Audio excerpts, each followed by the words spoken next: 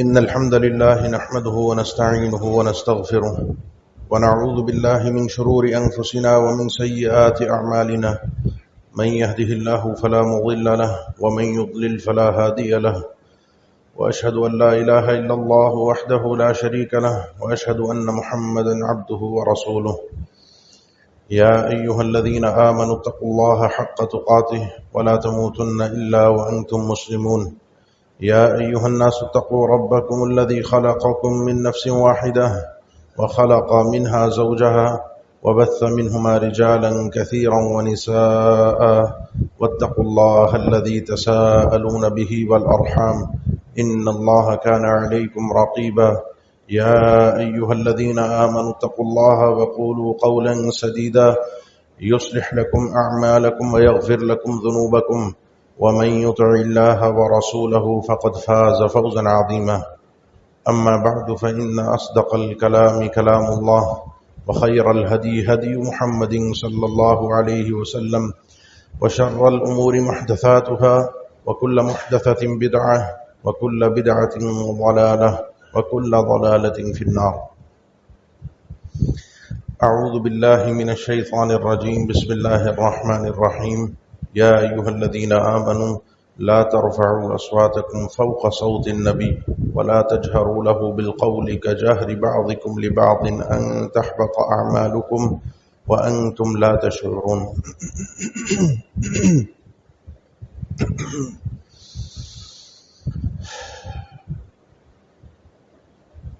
دین اسلام نے ہمیں ایمانیات، عبادات، معاملات اور اخلاقیات، یہ کل 4 چیزیں ہیں جن کی تعلیم دی گئی ہے، جن کے متعلق ہمیں اللہ تعالیٰ کی طرف سے سکھایا گیا ہے، بتایا گیا ہے۔ ان 4 چیزوں کو یا ان 4 چیزوں کی ادائیگی میں ایک کمال کا درجہ ہے کہ انسان عبادات میں بھی، اللہ تعالیٰ کی توحید میں بھی، معاملات میں بھی اور اخلاقیات میں بھی مکمل ہو، اعلیٰ درجے پر ہو۔ وہ درجہ انسان کو حاصل ہوتا ہے ادب کے ساتھ۔ بغیر ادب کے نہ انسان اپنے رب کا ہے، نہ اپنے نبی کا ہے، نہ معاشرے کا ہے، نہ ماں باپ کا ہے، نہ استاد کا ہے، نہ کسی اور بڑے کا ہے۔ اب سوال یہ پیدا ہوتا ہے کہ یہ کمال، یہ اینڈ، یہ انتہا حاصل کرنا، یہ ادب، اس کا طریقہ کیا ہے، کیسے ہوگا؟ 3 چیزیں ہیں۔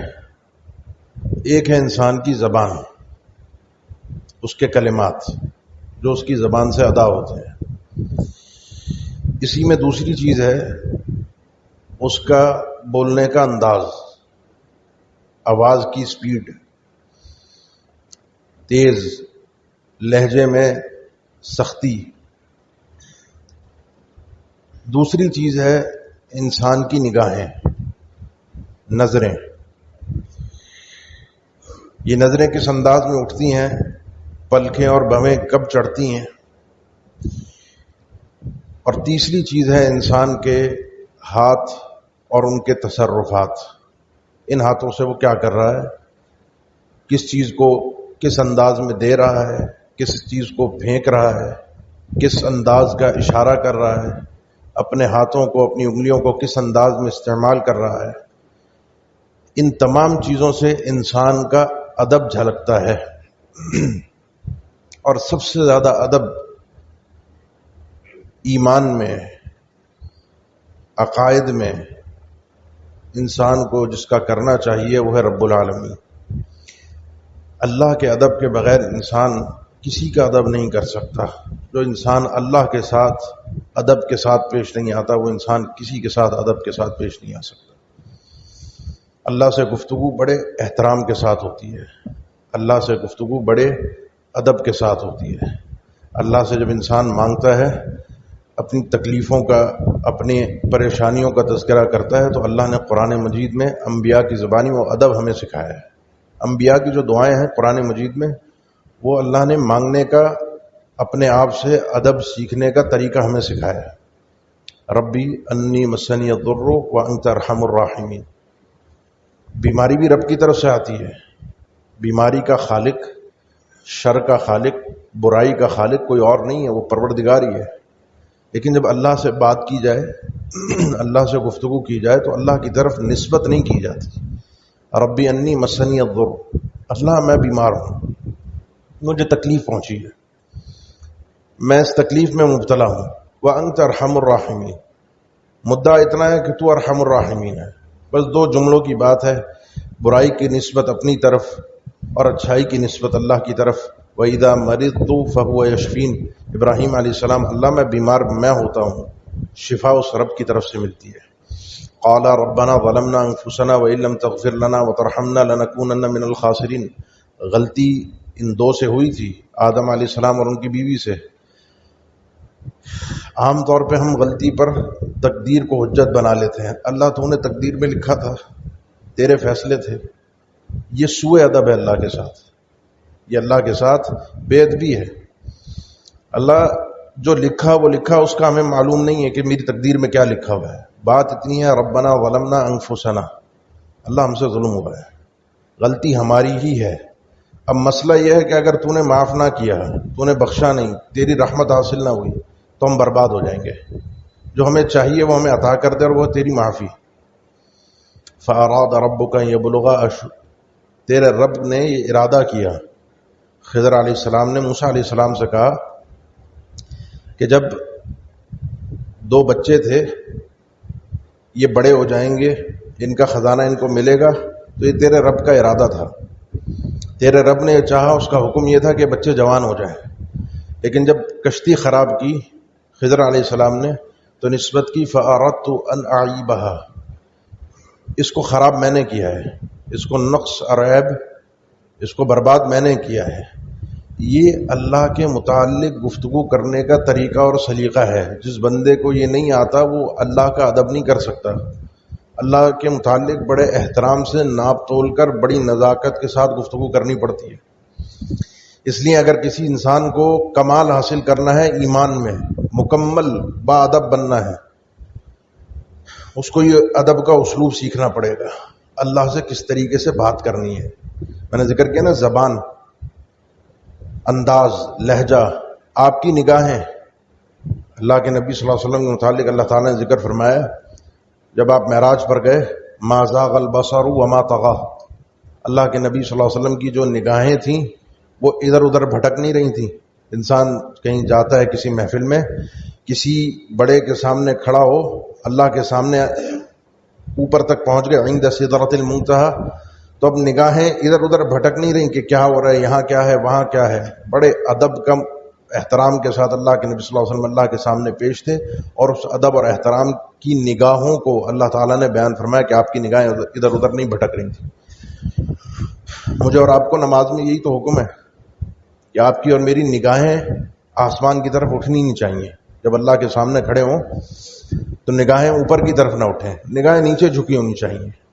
حالانکہ عبادت ہو رہی ہے، انسان مانگنے میں، دعاؤں میں، التجاؤں میں، اللہ کے نبی صلی اللہ علیہ وسلم گھر سے باہر نکلتے تھے تو اپنی شہادت کی انگلی اٹھا کر ام سلمہ رضی اللہ تعالیٰ عنہ فرماتی ہیں آسمان کی طرف دیکھتے تھے اور دعا پڑھتے تھے، اللہم انی اعوذ بک ان اضل واضل واضل واضل واظلم واظلم واجہل واجہل علیہ۔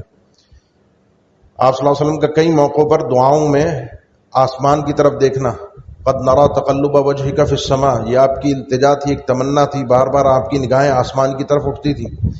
نماز میں یہ ادب اللہ نے نہیں سکھایا۔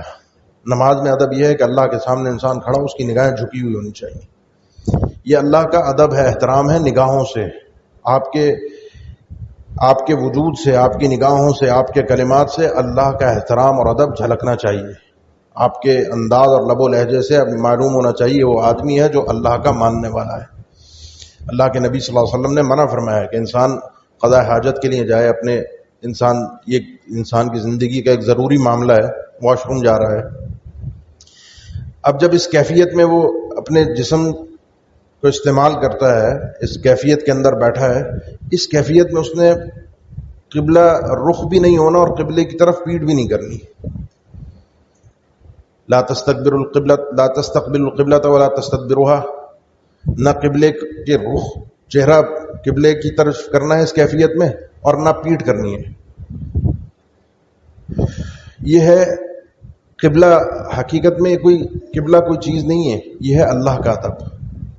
یہ ہے اللہ کا ادب. اس جہت کی طرف رخ کر کے میں نماز پڑھتا ہوں، سجدے کرتا ہوں، اس جہت کی طرف رخ کر کے میں یہ کام نہ کروں.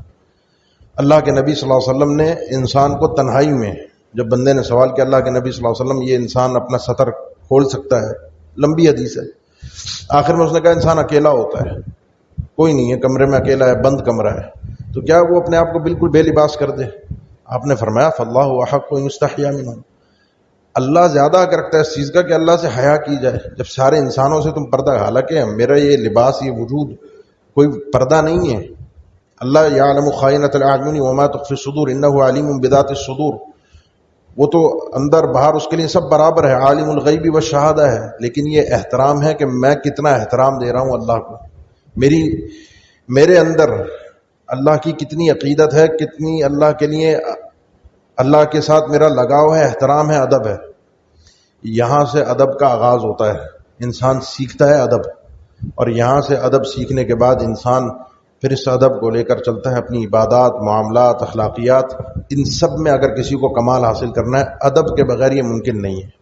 اب مشکل یہ ہے، ہم آج کل پریکٹیکل ہو گئے ہیں، نئی نسل آ رہی ہے، دنیا ایک مٹھی میں ہے ہماری، ہر چیز ہمارے سامنے ہے، حقیقت پسند لوگ ہیں ہم، ہر چیز کو حقیقت پر، ریالٹی پر پرکھتے ہیں.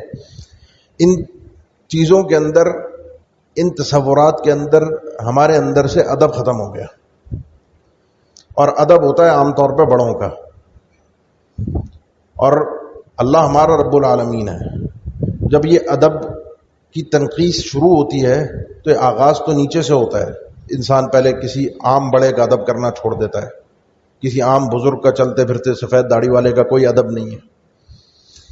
وہ ادب پھر ختم ہوتا ہے گھر پہ جا کر، ماں باپ کا وہ ادب ختم ہوتا ہے، آگے بڑھتا ہے تو اس کی بات پھر پہنچتی ہے دین پر، اور دین میں جب پہنچتی ہے تو اللہ کے نبی صلی اللہ علیہ وسلم، اور اس سے آگے پھر اللہ تعالیٰ تک بات جاتی ہے.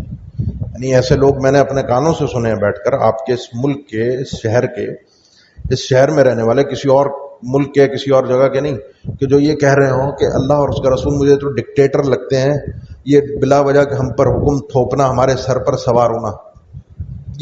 یہ میں کوئی قصہ کہانی نہیں بتا رہے ہیں، خود میں نے اپنے کانوں سے الفاظ تقریباً آج سے کوئی 15 سال پہلے کی بات ہے، آپ کے شہر کے ایک فرد کے سنے. وہ تھا ایک الگ نظریات کا آدمی، جو عام طور پہ آج کل جو لادینیت پھیلانے میں فرقہ سب سے آگے، وہ اسی سے منسلک تھا.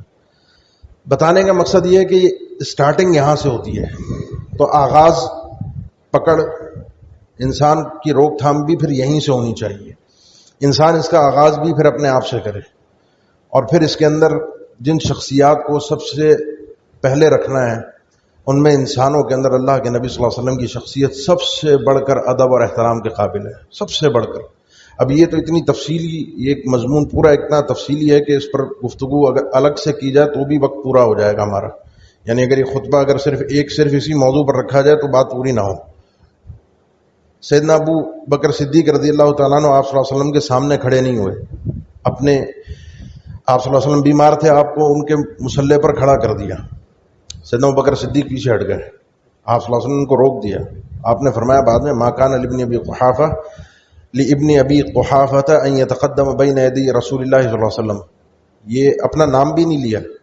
جو ابو قحافہ کا بیٹا ہے نا، وہ اللہ کے نبی صلی اللہ علیہ وسلم کے سامنے کھڑا نہیں ہو سکتا، اس کی مجال اور جرت نہیں ہے. سیدنا ابو ایوب الانصاری رضی اللہ تعالیٰ عنہ کے گھر اللہ کے نبی صلی اللہ علیہ وسلم جب ہجرت کے بعد ٹھہرے، پہلے نیچے تھے، سیدنا ابو بکر صدیق اوپر کی منزل پہ تھے.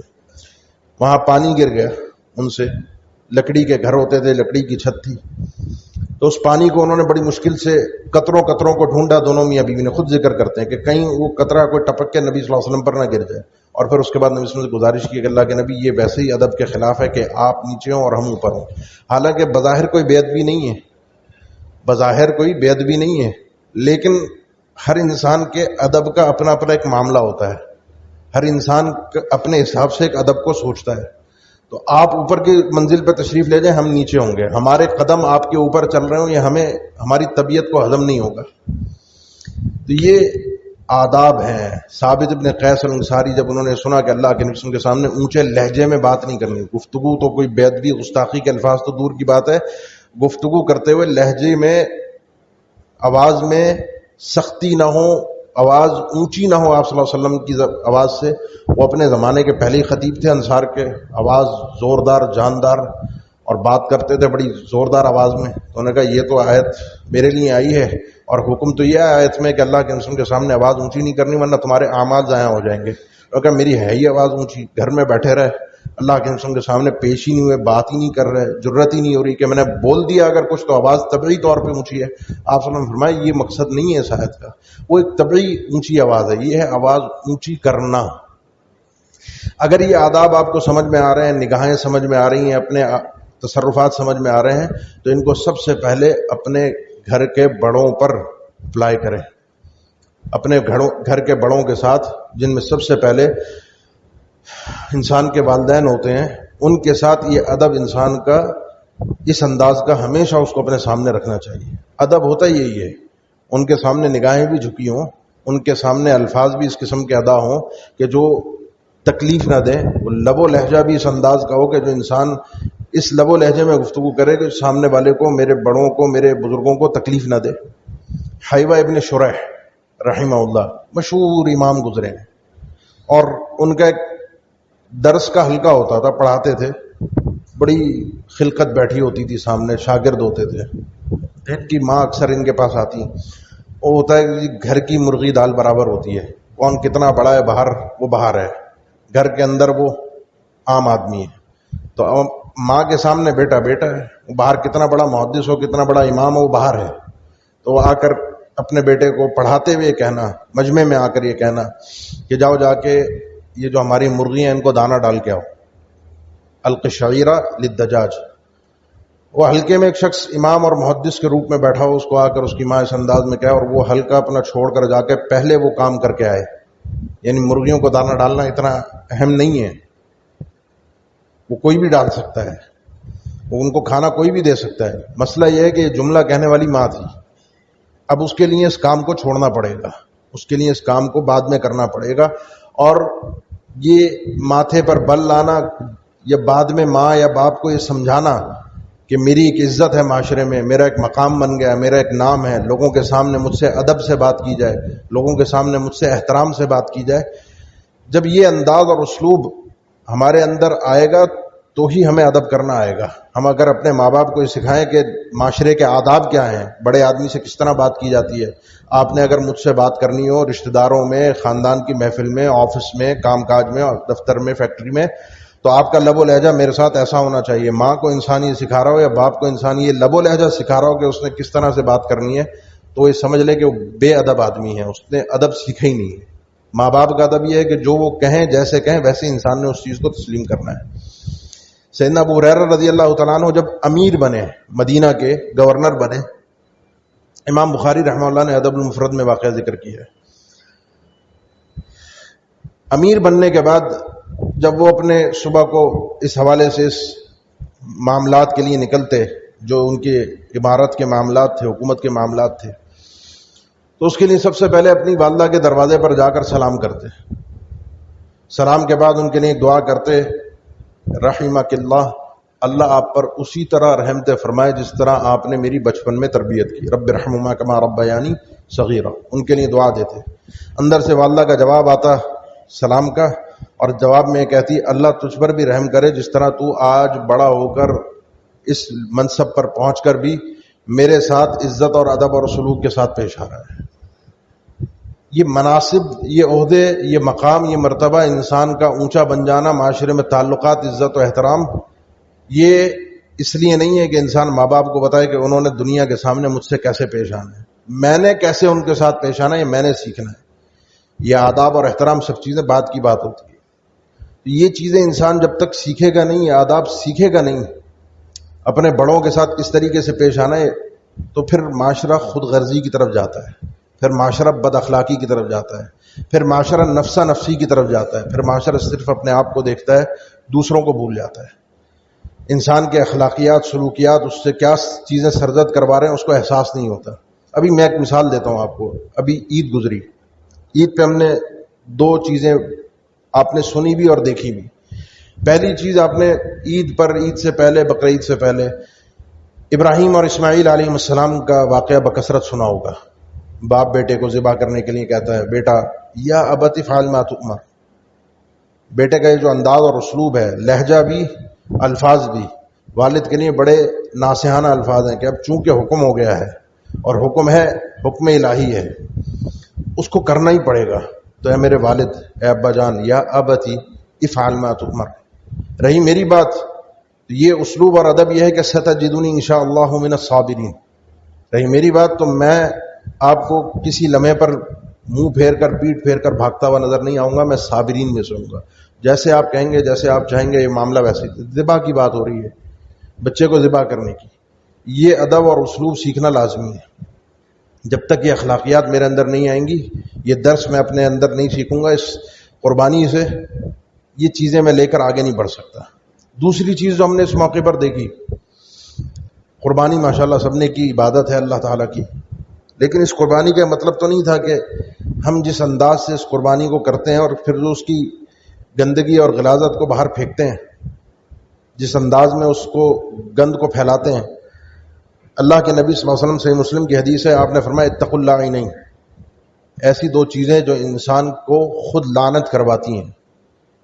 گفتگو اگر سمجھ نہیں ہونا تو اس پورے جملے سے انسان کو سمجھ میں آئے گی. جو انسان اپنا ادب کروانا چاہے، وہ یہ چاہے کہ میری عزت ہو، اس کو دوسروں کو عزت دینی پڑتی ہے. جو یہ چاہے کہ میرا ادب ہو، اس کو دوسروں کا ادب کرنا پڑتا ہے. اللہ کے نبی صلی اللہ علیہ وسلم نے اس مفہوم کو یوں بھی ہمیں سمجھایا تھا. آپ نے فرمایا کہ انسان کو اپنے ماں باپ کو گالی نہیں دینی چاہیے. صحابہ نے حیرت سے پوچھا، اپنے ماں باپ کو کون گالی دے گا؟ فرمایا کہ جب تم کسی کے ماں باپ کو گالی دیتے ہو، پلٹ کر وہ تمہارے ماں باپ کو کیا گالی نہیں دے گا. تو وجہ کون بنا، سبب کون بنا؟ تم نے اگلے کی عزت نہیں کی، تم نے دوسرے کا احترام نہیں کیا، اس دوسرے نے تمہارے ماں باپ کا احترام نہیں کیا، تو حقیقت میں تم ہی سبب بنے اپنے ماں باپ کو گالی دلوانے کا. تو گویا کہ تم نے حقیقت میں اپنے ماں باپ کو گالی دی ہے، حالانکہ تم نے دی نہیں ہے. نہ تمہاری نیت تھی، لیکن تم وجہ بنے، سبب بنے. انسان جب تک خود اپنا ادب کرنا نہ سیکھے، خود اپنی عزت کرنا نہ سیکھے، تو کوئی اس کا ادب نہیں کرے گا، کوئی اس کی عزت نہیں کرے گا. آپ صلی اللہ علیہ وسلم نے فرمایا کہ یہ دو لعنت کرنے والی چیزیں جن کی وجہ سے لوگوں پہ لعنتیں پڑتی ہیں. ہر گزرنے والا لعنت دے کر، گالیاں دے کر، برا بھلا کہہ کر، کوسنے دے کر گزرتا ہے. صحابہ نے پوچھا کون سی دو چیزیں؟ کیونکہ اس دور میں آپ کو معلوم ہے لوگ چلتے پھرتے، صحرا میں، کھیت دیہات والا ماحول، تو قضاء حاجت باہر ہو جاتی تھی. فرمایا کہ جو بھی انسان یہ قضاء حاجت کرتا ہے، انسان اپنی جسم سے گندگی کو خارج کرتا ہے، لیکن ایسی جگہ پر کرتا ہے جو لوگوں کے گزرنے کا راستہ ہے یا لوگوں کے بیٹھنے کے لیے سایہ دار جگہ ہے. الذی یتخلی فی طریق الناس او فی ظلہم. سایہ دار جگہ ہو کہ جہاں لوگوں نے سائے میں بیٹھنا ہوتا ہے، وہاں جا کر یہ اس نے کام کیا ہے، یا لوگوں کا راستہ ہے وہاں پر یہ کام کیا. اب جو گزرے گا یا جو سائے میں آ کر بیٹھے گا، وہ آ کر اس کو لعنت ہی دے گا، وہ آ کے گالیاں ہی دے گا، وہ آ کے کوسنا ہی دے گا، وہ آ کے برا بھلا ہی کہے گا، بد دعائیں دے گا، دعائیں نہیں دے گا. یہ جس سلوک کا ہم نے مظاہرہ کرتے ہیں، ہم یہ جو جس انداز میں ہم نے گندگی باہر پھینکی ہوتی ہے اپنے گھروں سے باہر، خون، گندگی، غلاظت، میرے دروازے کے آگے سے بھی صاف ہو گیا، بس اتنا کافی ہے. کچھ ایسے ہیں وہ بھی نہیں کرتے. یہ ادب نہیں تھا، یہ راستے کا، روڈ کا، یہ میرا مسلمان ہونے کا ادب نہیں تھا. اس قربانی کی وجہ سے اللہ نے مجھے اجازت نہیں دی تھی کہ اس راستے کو میں برباد کر دوں. یہ چھوٹی چھوٹی چیزوں سے نا اصل میں چیز کا آغاز ہوتا ہے. انسان اپنے گھر کی بھی صفائی کر دے، پڑوسی کی بھی صفائی کر دے، چونا اپنے گھر کے آگے بھی ڈال دے، پڑوسی کے گھر کے آگے بھی ڈال دے، آس پاس کی بھی صفائی کر دے. کسی نے کر دی اچھی بات ہے، نہیں کی میں کر دوں. ان آداب کو جب تک لے کر آگے نہیں بڑھیں گے، ان آداب کو جب تک سیکھیں گے نہیں، اپنی نسلوں کو سکھائیں گے نہیں، منتقل نہیں کریں گے، جب تک تربیت نہیں ہوگی. کیونکہ بچوں کا میں نے ابھی تک ذکر نہیں کیا، بچوں کا ادب نہیں ہوتا، چھوٹوں کے ساتھ ادب نہیں ہوتا، چھوٹوں کی تربیت لفظ استعمال ہوتا ہے، اور وہ تربیت یہ ہوتی ہے کہ جب بچہ آپ کو اپنے بڑوں کا ادب کرتا ہوا دیکھتا ہے، آپ کو ان آداب کے ساتھ چلتا پھرتا دیکھتا ہے راستوں میں، اس کو بتانے کی کہنے کی ضرورت نہیں پڑتی، وہ چیزیں خود بخود سیکھ جاتا ہے کہ میں نے راستے میں چلتے ہوئے گاڑی سے کھڑکی کھول کر کچرا باہر نہیں پھینکنا کھانے پینے کے بعد، میں نے راستے کو گھر کے باہر اس طرح سے اٹھا کر کچرے کی تھیلی کو نہیں پھینک دینا، یہ گندگی غلاظت قربانی کرنے کے بعد اپنے گھر کے باہر کچرا نہیں پھیلا دینا۔ یہ جب میں خود صفائی کروں گا آگے آنے والی نسل اس تربیت کو خود بخود سیکھے گی۔ میں اپنے بڑوں کی تربیت، اپنے بڑوں کے ساتھ ادب کے ساتھ پیش آؤں گا، آگے آنے والی نسل خود بخود اس ادب کو سیکھ کر آگے بڑھے گی۔ اور ہماری اس وقت مشکل، ہمارا مسئلہ زیادہ نہیں ہے، اس وقت مسئلہ صرف اور صرف ادب کا ہے۔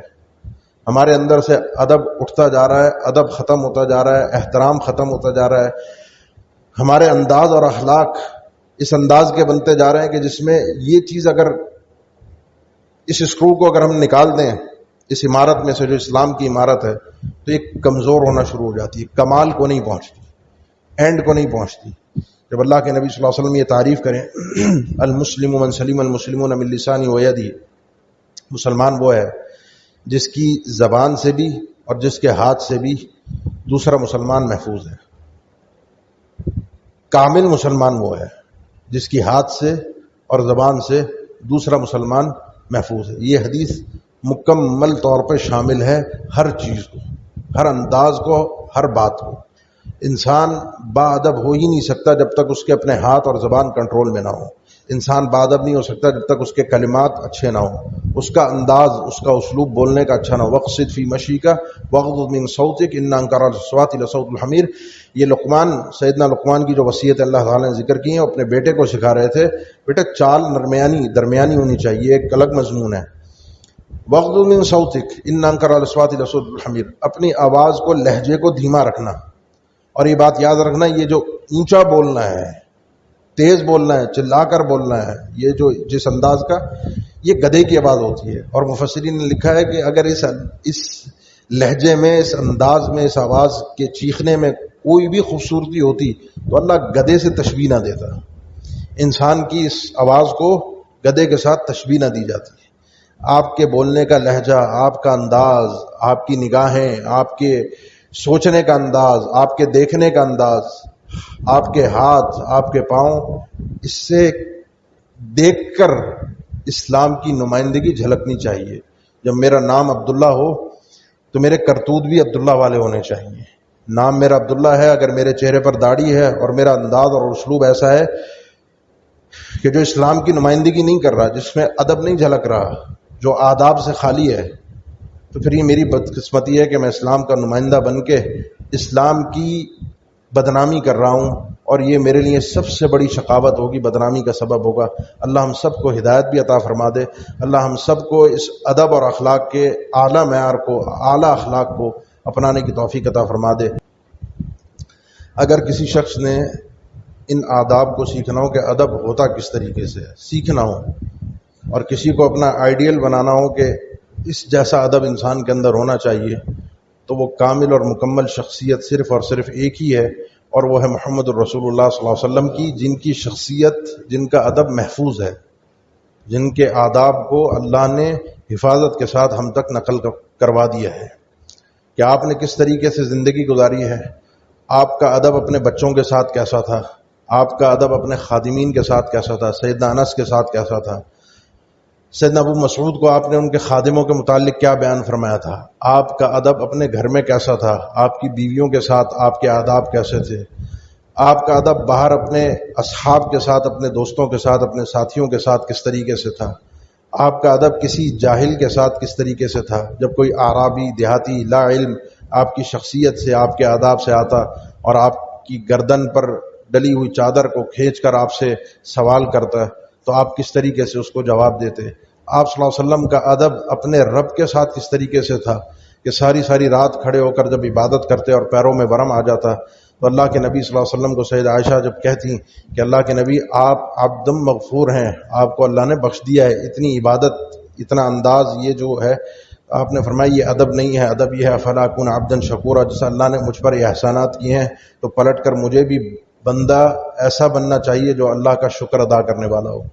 تو ادب اگر کسی نے سیکھنا ہو کسی بھی انداز کا، کسی بھی طریقے کا، وہ اللہ کے نبی صلی اللہ علیہ وسلم کی شخصیت کو پڑھ کر اپنائے، اپنے اندر محسوس کرے، اپنے اندر لانے کی، اپنے اندر سمانے کی اس کو کوشش کرے، اپنے آپ کے ساتھ جینے کی کوشش کرے، تبھی وہ اس تبدیلی کو اپنے اندر محسوس کر سکتا ہے۔